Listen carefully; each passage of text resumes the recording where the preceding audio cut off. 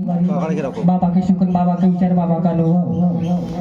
चाहता था 3 शब्द 5 मिनट पर विचार हमको सुनने को मिला और हम कुछ सीखने आए हैं ग्राम सोनपुरी में, सीख ही जाएंगे। तो हमने अभी तक बहुत सारे विचार हमको सुनने को मिला, पर मैं कहाँ से विचार स्टार्ट करूँ ये मेरे को समझ में नहीं आ रहा है कि नहीं? क्योंकि 4 तत्व 3 शब्द 5 नियम सभी लोगों ने बताया, सुबह को रोज संध्या का बाबा के शुक्र, बाबा के विचार, बाबा का अनुभव, सभी ने विचार रखा। तो मेरे मन में विचार आया कि जो सेवक विचार दिए हैं उन्हीं को मैं रिवर्स करता हूँ, रिपीट करता हूँ, है ना? अभी पाला परिसर के एक सेवक ने बहुत अच्छा विचार रखा। अब सेवक कहाँ तक उसको अमल किया और उस विचार में क्या सीखा ये उनकी मैटर है, लेकिन मैंने क्या सीखा वो बताता हूँ। उन्हें 3 दोस्तों की कहानी बताई। एक ज्ञान, एक धन और एक विश्वास बताए। ये 3 दोस्त रहते। जब 3 दोस्त आपस में बात करते हैं कि अपन यदि कहीं बिछड़ जाए तो कहाँ मिलेंगे। ज्ञान बोलता है मैं पुस्तक में मिलूंगा या फिर स्कूल विद्यालय में मिलूंगा, और धन बोलता है मैं मंदिर में मिलूंगा या फिर कुबेर के खजाना में मिलूंगा, और विश्वास क्या बोलता है कि मैं एक बार चले गया तो दूसरा बार नहीं आता। माप के माध्यम से बोल दिए, बोले ना। लेकिन मानव धर्म में महानता के बाबा जी ने जो आदेश हमको दिया है, उस आदेश को अपन जानबूझ के उल्लंघन करते हैं तो भगवान हम पर विश्वास उड़ गया, भगवान का विश्वास हम पर उड़ गया, तो दूसरा बार भगवान हम पर विश्वास करेंगे क्या? नहीं करेगा ना। इसलिए इस धर्म में वो सीख अपने को ये सिखाती है कि कभी किसी का विश्वासघात नहीं करना, कभी किसी का निंदा चुगली नहीं करना। उससे सीख अपने को ये मिलती है। ठीक है, ठीक चलते हैं अपन नवा हुआ कि जब शिशु गर्भ में रहता है, माँ के गर्भ में, तो भगवान से वचन पद करता है कि भगवान मुझे इस अंधकार से प्रकाश की ओर लेके चले। लेकिन जब शिशु आता है पृथ्वीलोक पर, तो शिशु कहता है कि तू कहाँ कर, मैं कहाँ। इसलिए उस सेवक को बारी बारी जो भगवान को वचन देता है गर्भ के अंदर, उस वचन को मुक्ति पाने के लिए सेवक न हवन करना पड़ता है। लेकिन मेरा विचार यही कि जब अपन त्याग करने के बाद में अपने को जो माला मिलती है ना 108 जिसमें रहती है 109 मणि रहती है, उस माला जाप करने का उद्देश्य क्या होता है? समय बहुत कम है पर अच्छा विचार दूंगा, ठीक है? जो समझ गए भाई समझ गए, है ना? तो फिर अगले नेक्स्ट चर्चा बैठक में देखेंगे। तो त्याग हवन करता है तो गुरुमणि का अंधारा सेवक बन जाता है। 109 मणि होती है माला में, ध्यान दीजिएगा। जब त्याग हवन करता है 41 दिन का तो गुरुमणि का हकदार होता है, और जब बारी बारी 9 हवन करता है तो जैसे एक हवन किया मासिक तो 9 मणि का हकदार होता है।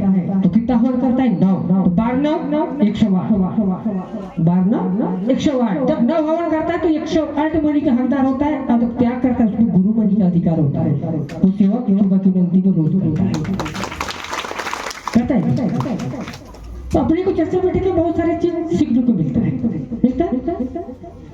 भगवान देता है छप्पर फाड़ के देता है, लेकिन जब सेवक गलत रास्ता का निर्णय ले लेता है, गलत रास्ता पर चलता है तो उसको वापस भी ले लेता है, तभी तो दुख निर्माण होता है सेवक के ऊपर। होता है कि महानता की बाबा जी ने मानव धर्म का निर्माण ऐसे ही नहीं किया है, बहुत सोच समझ कर किया है। क्या है मनुष्य इच्छा उसके कभी अंत नहीं होती, क्योंकि मनुष्य बुद्धिजीवी होता है।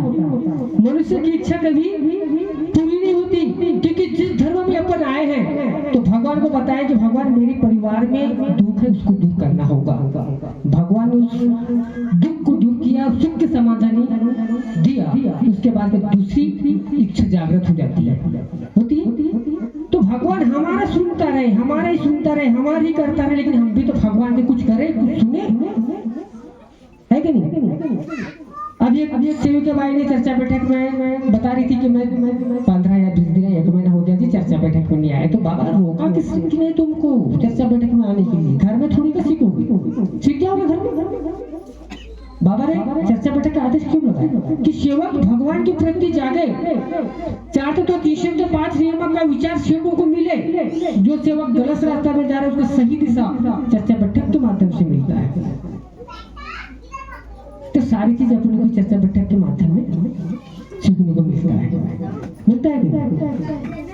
मनुष्य के पास कुछ भी नहीं रहता तो हंसती है दुनिया। देखना भैया, शब्द बहुत अनमोल है, ठीक है। अभी पाटिल जी ने बताया कि शब्द कहे, शब्द के हाथ में पाओ, एक शब्द आंसू करे, दूसरा शब्द करेगा। शब्द ही अनमोल है।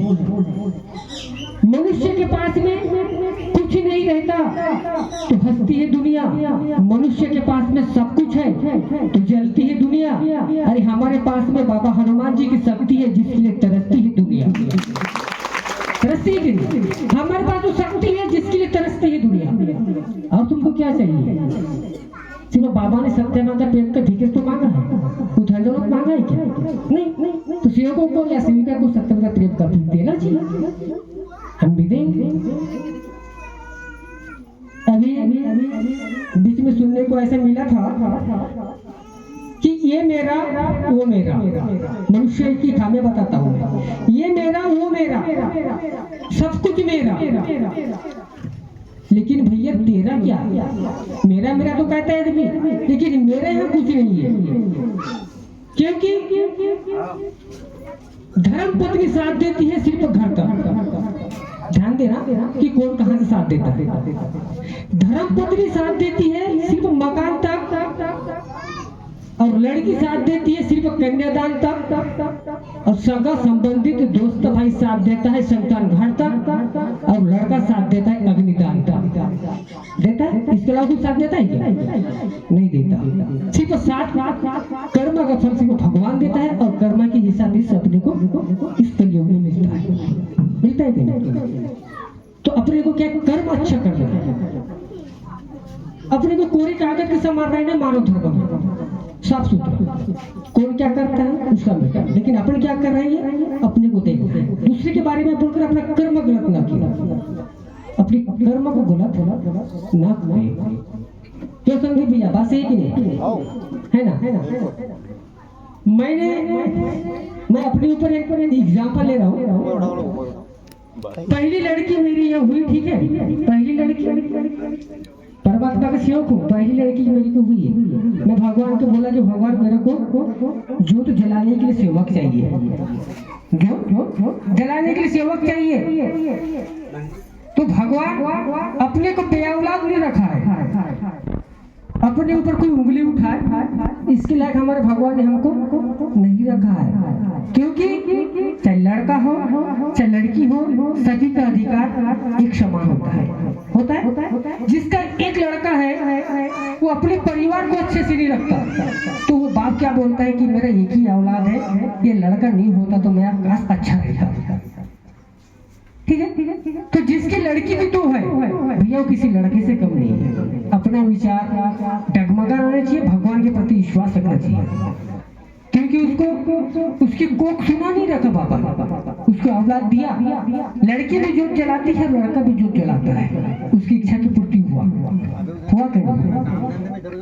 तो अपने को सारी